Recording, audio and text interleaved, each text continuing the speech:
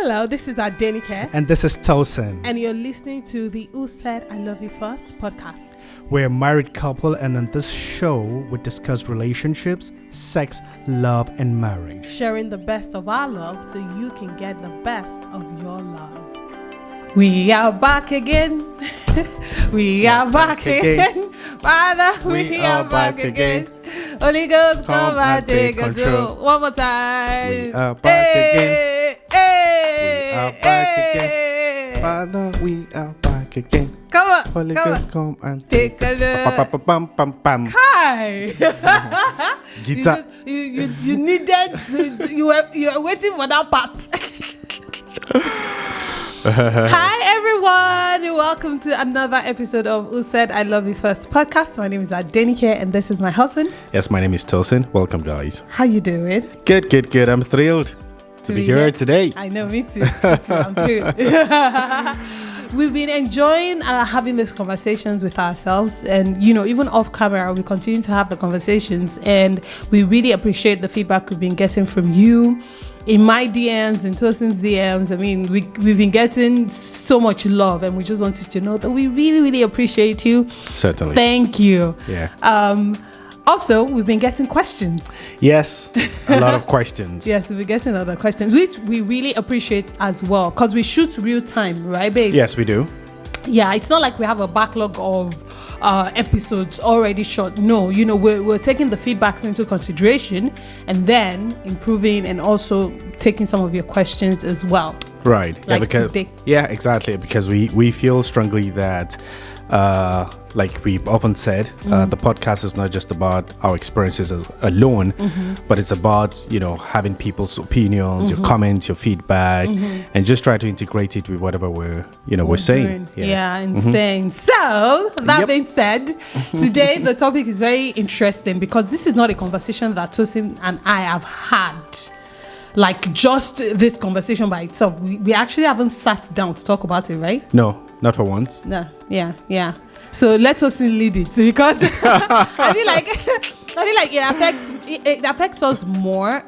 It affects us, of course, but like I went through something and I'm eager to learn how it affected us in that period because we really haven't talked about it. We never did, which is interesting. So what we're talking about today is sex after having a baby. Someone sent me a DM and said that she was struggling after having a baby, and she would appreciate if we talk about that on one of the episodes, and that's exactly what we're talking about. So, babe, over to you. Okay, so all right. So maybe we should start off from. Should we just jump into the proper topic of sex after having a baby, or we should try to give a context? Of course, I think we should give context. Context is very important so they can understand better where we're coming from, what our experiences were, and how we went through it. So I guess we could start from.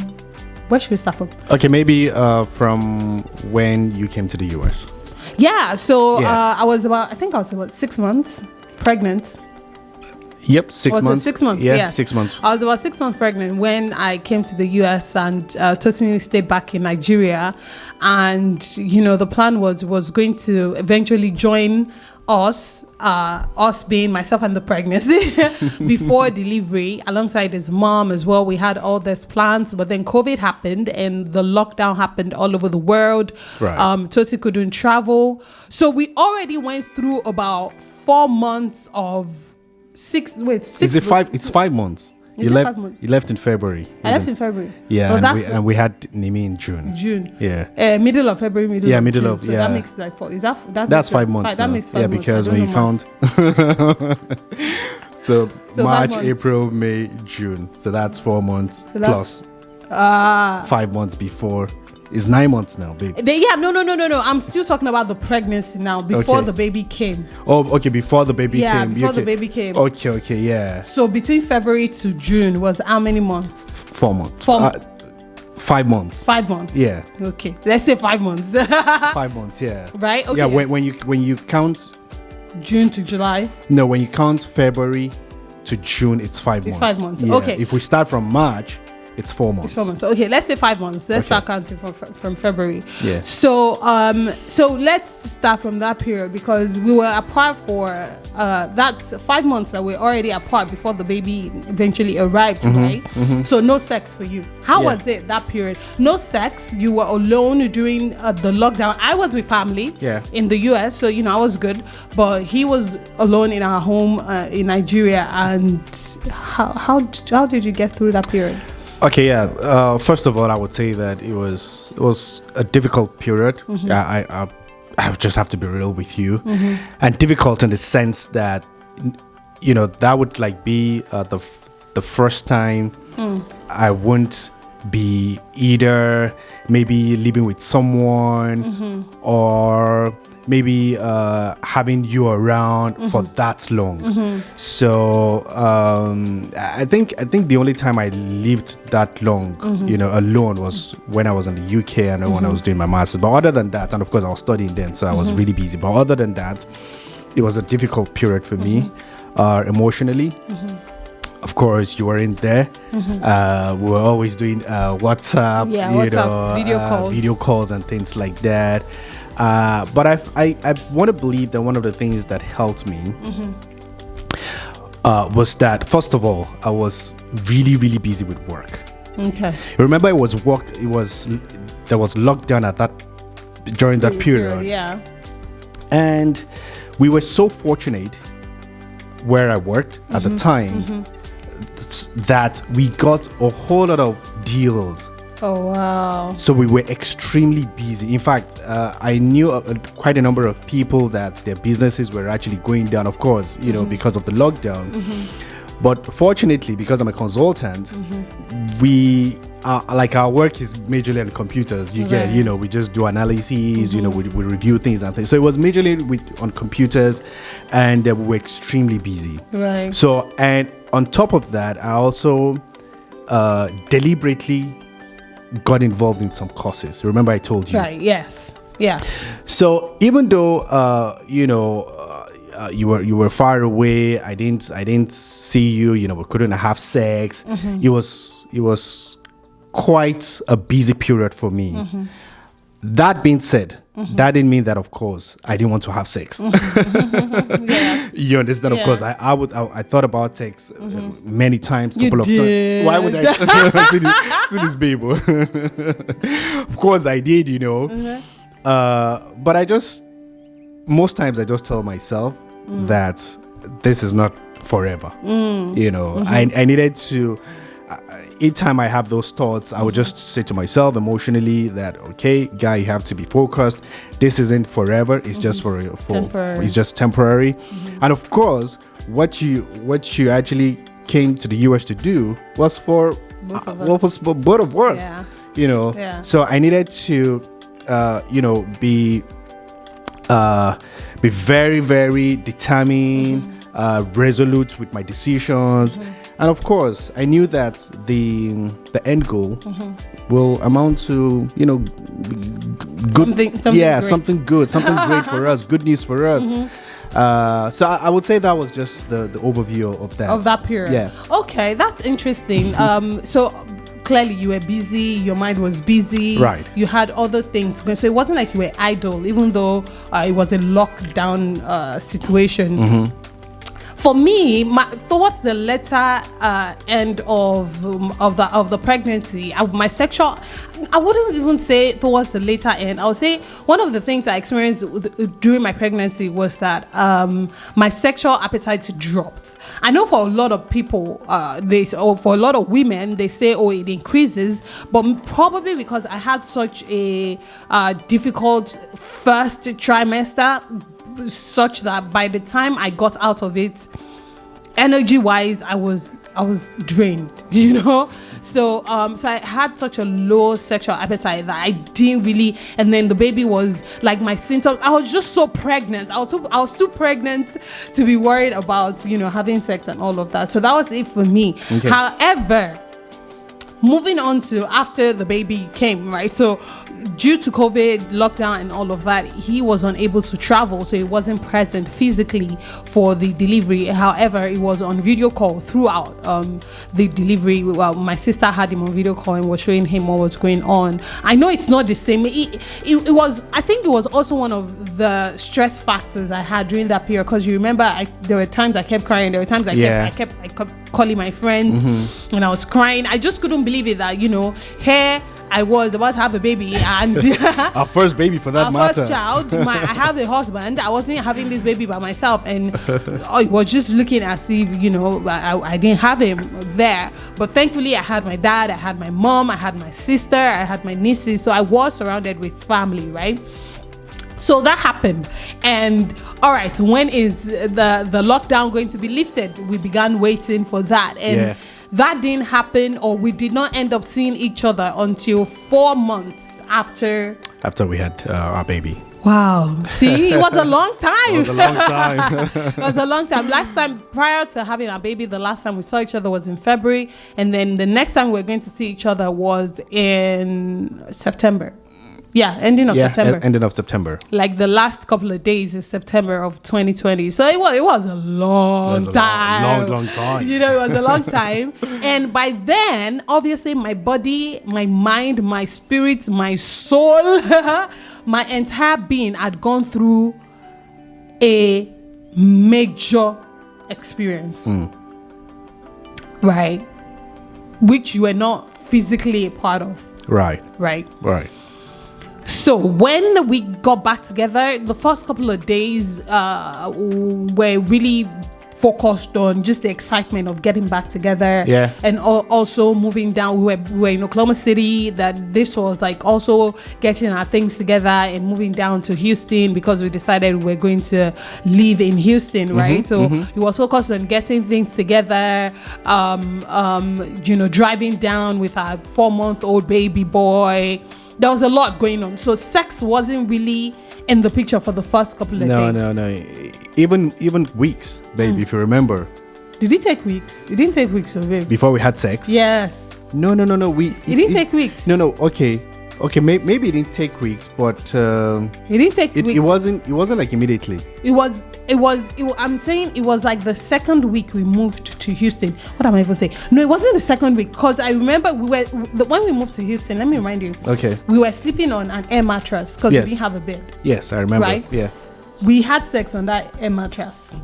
Really? Yes. Okay, I can't remember. Yes, we did. Oh, really? It was terribly, and let me not say we did. We tried. Yeah, because that's why I said we tried. No, you didn't say we tried. You said we didn't have sex. Like, I mean, my own sex is, No. But at least we are telling them. We're trying to tell them a story so they can exactly. relate. Yeah, exactly. So Okay. what I'm saying is, our first attempt was a couple of days after we got to Houston. Definitely, yeah. Because what was keeping our minds busy and all of that was settled. We had moved to Houston. We had moved into our apartment. We're starting to settle, And then Uncle right here decided to say, are we not going to do? Was I?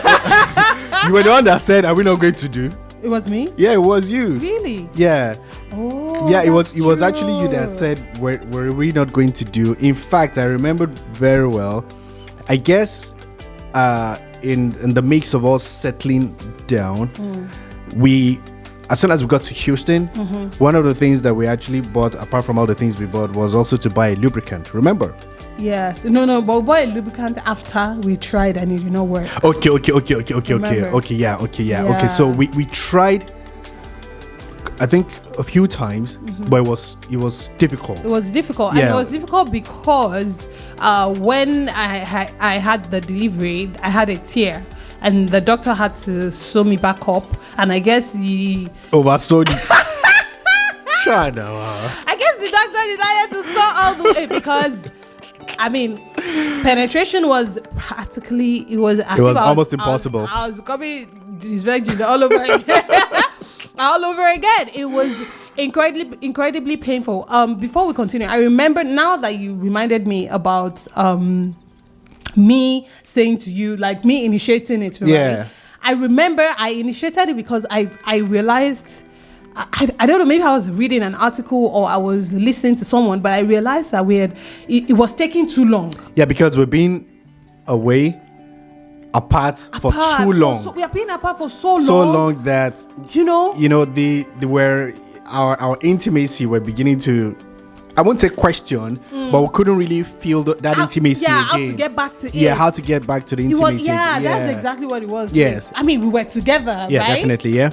In the same home. Yeah, we're living together. We're sleeping on the same air mattress and everything. And I think I read that article, and the article was talking about, maybe it was someone that was saying something along the lines of, you just have to do it. Like, don't like, sex is a part of your marriage, making love and all of that. So you don't like, if we've been apart for too long, now we are together, we should just do it, Yeah. I didn't want to create room for any issues, and so I knew we had to do it, and that was why I suggested it. Yeah, we should. Yeah, which was good, because personally too, of course I wanted to have sex, but I guess I couldn't just figure out how to tell you, okay, we should start, or how should we, because first of all, I didn't know how you were feeling mentally, emotionally, psychologically, even body, your body, having to discern if you're completely healed, so I really couldn't explain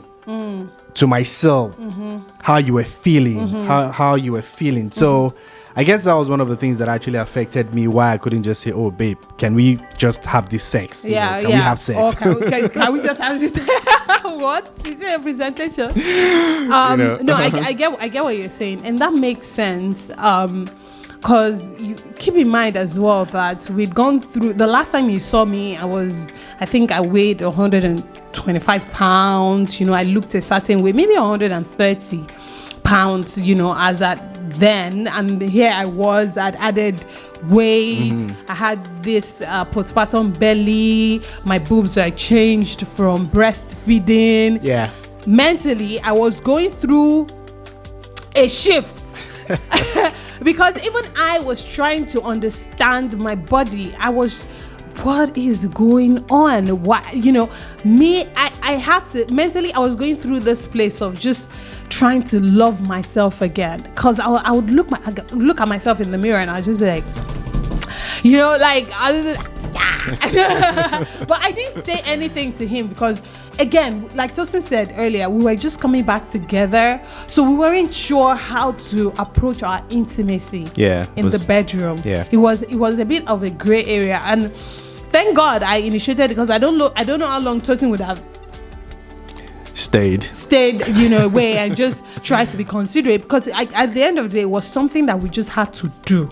To bring us back together. Correct. In that way. Correct. Right, babe? Yeah, you're very correct. Yeah. So when you saw me again, I mean, after we moved together, and of course we're seeing each other in and out bathroom and whatnot, what were the things that were going through your mind when you saw my body?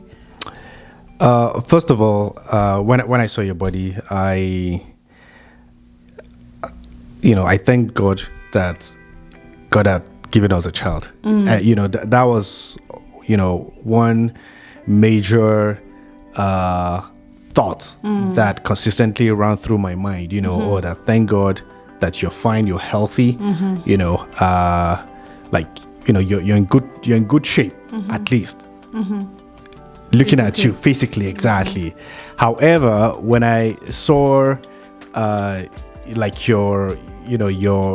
your body had changed, from your belly, your boobs and things like that. I would say that I think I was a kind of maybe compassionate. Maybe I wanted to express some kind of compassion, or to try to think that, fine, you're going through this, and also I may not know how you're feeling, how you're going through this, but I wanted you to see me as having to kind of feel what you are feeling, some way like that. Yeah. So I would say that it was it was difficult. You know, it was difficult. It's I'm getting emotional, even us having to have this conversation again, because it was a really difficult period. And that's what I'm going to say to this person that sent me that DM, is that, listen, it's what you're going through, you're not crazy. Okay, it's not just you, and it is okay that you're going through that period of you trying to accept yourself again, because it was really hard. I'm serious. Tosin was talking, and I was starting to get emotional, because it's really difficult to watch yourself. It's like you're watching yourself transform right before your eyes, and there is nothing you can do about it. You know, that's the price of motherhood. That's what we give up. And I know a lot of people say, oh, there is exercise. Exercise isn't going to return the shape of your boobs to how perky and, you know, whatever they were before. You know, that's not, unless if you go ahead and do surgery. But exercise is not going to restore your mindset. It can help, but it's not the end. It's not like 100% guaranteed, you know. So that was a difficult period.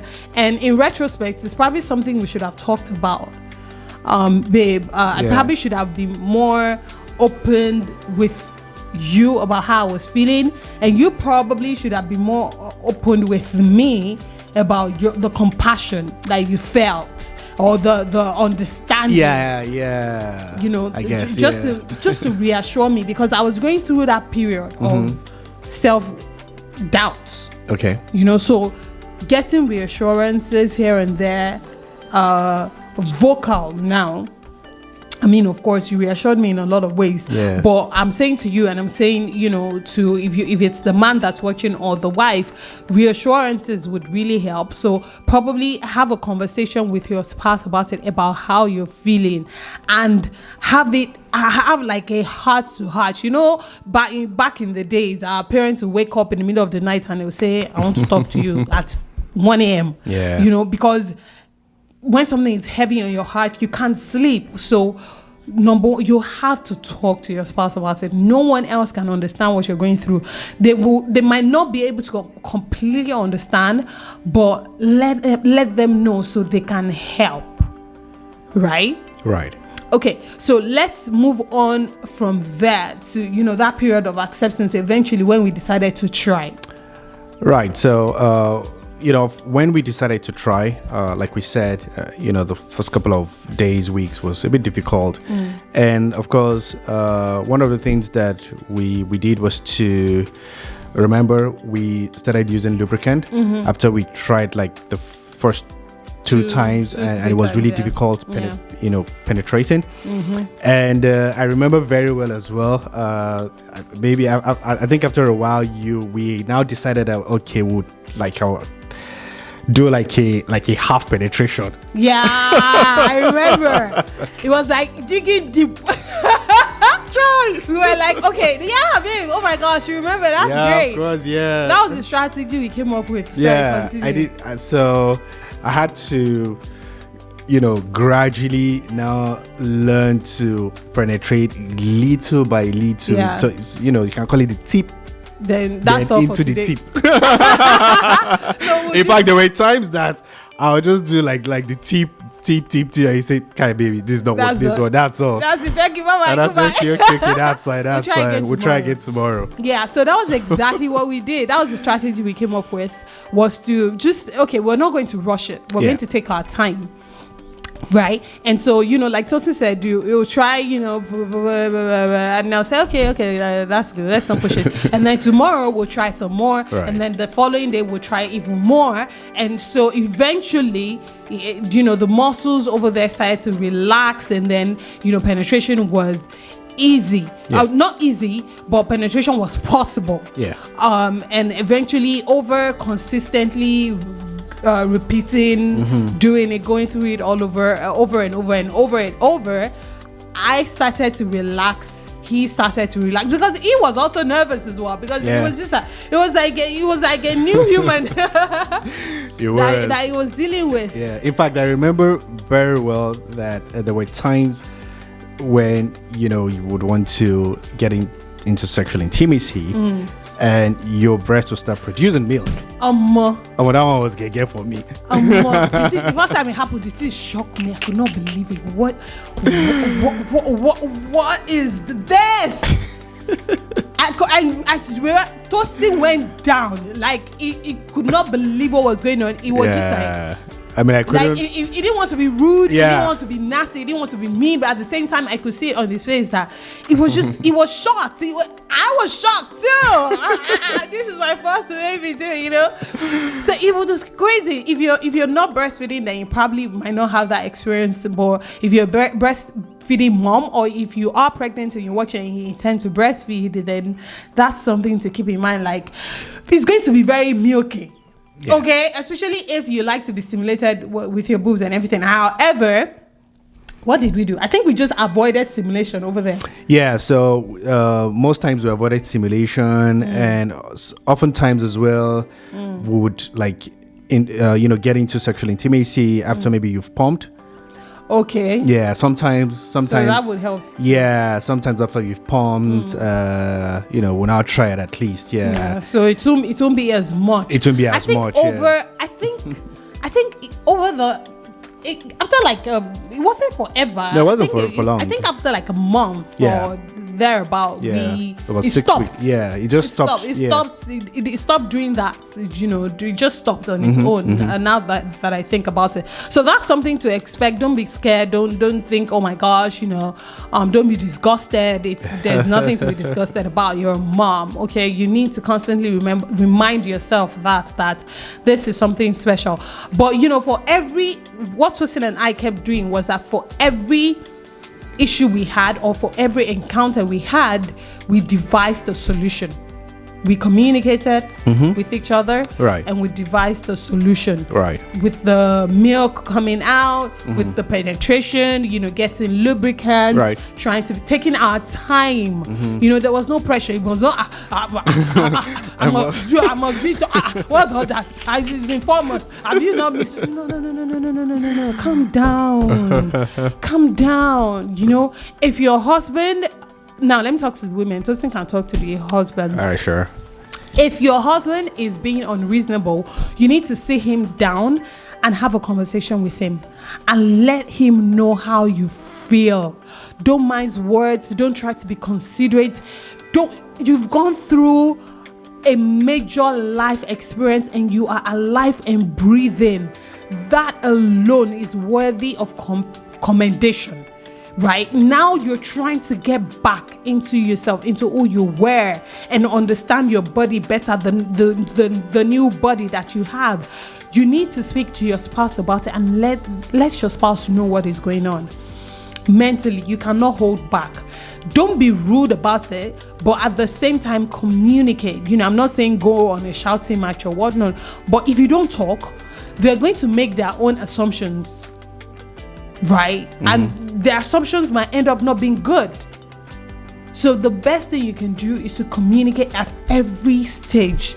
And don't think, I will never have sex again. Because let me tell you, listen, once you get through that initial period, that difficulty phase after having a baby. Yeah. I don't know. So I had vaginal, sorry, Tosin's still going to speak to the men, but I just want to chip in that I had vaginal delivery, right? So not CS. So I can't speak for someone that had CS, right? I don't know. I've never chatted with any of my friends that had CS about it, so I can't say, this is what their experiences was like. The only thing I know was that I've heard that the recovery of CS is actually extremely painful, but I don't know what the sex is like. Unfortunately, I can't speak to that for anyone that might want to hear about that. However, for vaginal delivery, especially with a tear, this was the experience that we had.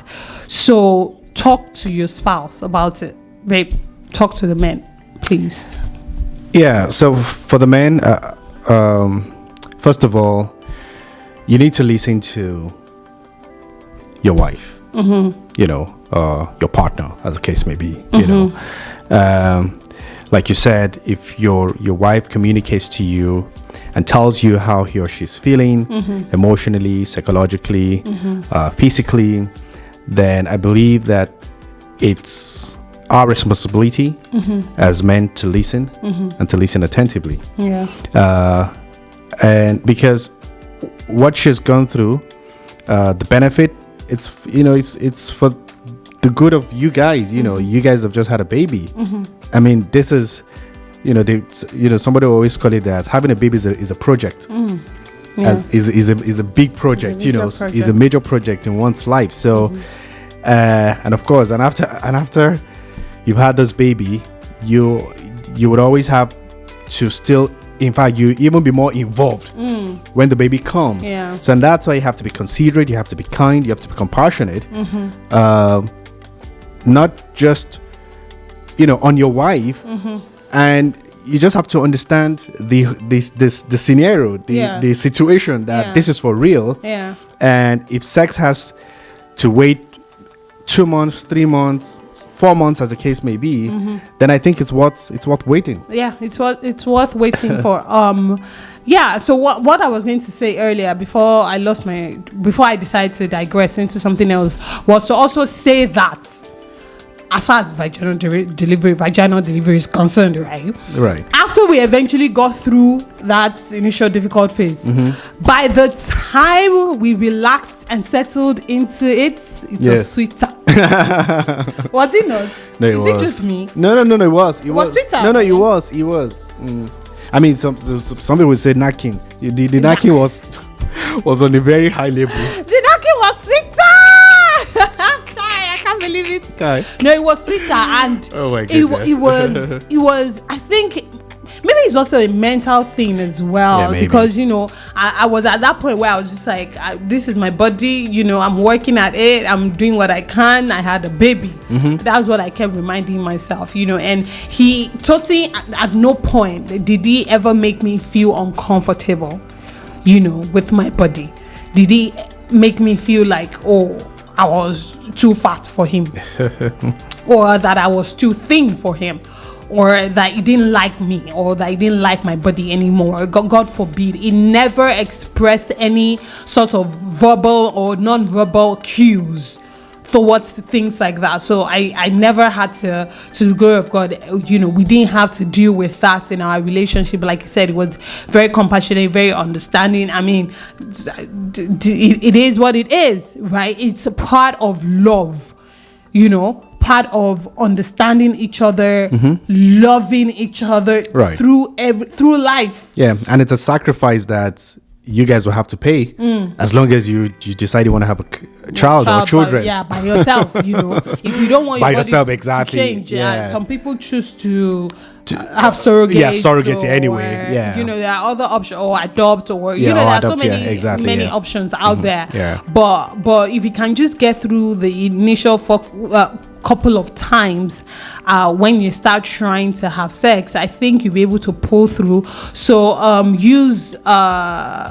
think there are times that I would even have my bra on with what do they call it now? There were some pads, breast pads, yes, that absorb the milk, so we didn't get milk everywhere.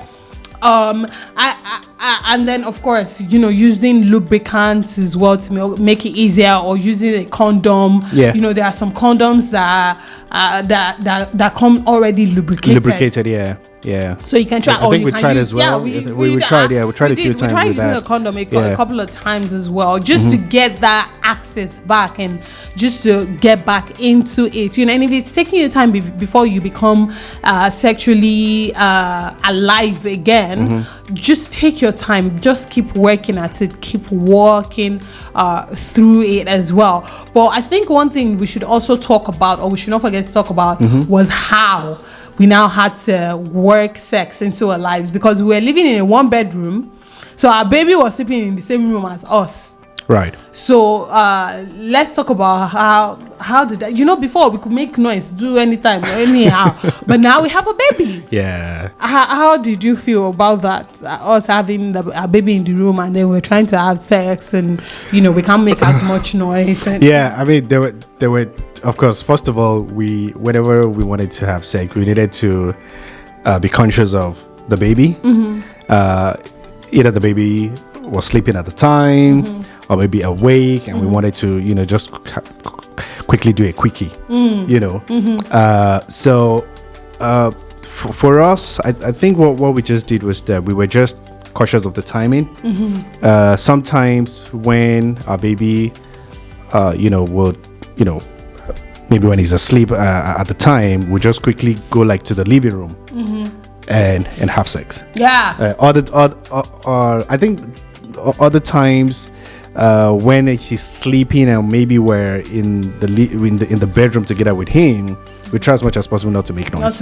And he was a very light sleeper when he was a baby. Yeah. Now he's a bit better, but when he was a baby, he was a light sleeper, such that you shift, you wake up. Yeah. You breathe, he would wake up. So it would be extremely quiet with it. Or like Tosin said, just explore other places. If he's sleeping in the room, which was where he always slept, then we'll probably go to the living room or maybe the kitchen. Yeah, the kitchen, yeah. We tried a few times in the kitchen. Yeah. And at the dining. Oh!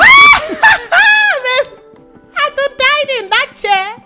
I can't forget that table. That table and that chair, that corrupt. I'm not even making it up. Remember that table where you always sat to work at night? Yeah, to work at night. That chair was very sturdy. And it was like really like at the extreme corner of the house. Yeah. So we gave our baby a bit of space, Yes. And that's to tell you that don't be limited by time or space or when or where. You need to do it because and it happens. Maybe that should be another video, but it happened during all of this. During all of this, we're also going through a major life change, life transformation. So emotionally, we were stressed. Physically, we were stressed. We were tired. But I'm grateful to God that we still stayed connected sexually. And even emotionally and spiritually as well. And we were constantly communicating. I love the communication that we have. I love how we talk. Yeah. Can we get better? Absolutely. Absolutely. We are constantly working. But I love that we have conversations, and we're able to share and express ourselves, without any judgment. Because I think that's also sexy, and it helps with the mental state as well. Correct. So just find a way to make it happen. If there are issues that you're having that you expect your husband to figure out, but he hasn't figured it out, then you might be waiting a long time. You need to talk to him about it, right, babe? Yeah, correct. And of course, if it's getting too long, then maybe you might also want to seek therapy. Yeah. You might want to seek, there are marriage counselors, there are sex therapists that can actually help through that process of getting back into intimacy, sexual intimacy with your partner. Absolutely. It's nothing to be ashamed of. It's something that we all go through. We are all just trying to figure it out one day at a time. So take it easy on yourself. Take it easy on your marriage. Hopefully your husband, or if you're the husband, hopefully you're taking it easy on your wife and understanding that this is not something that I can just get over. The fact that our parents had 20 children and they are fine does not mean they are actually fine.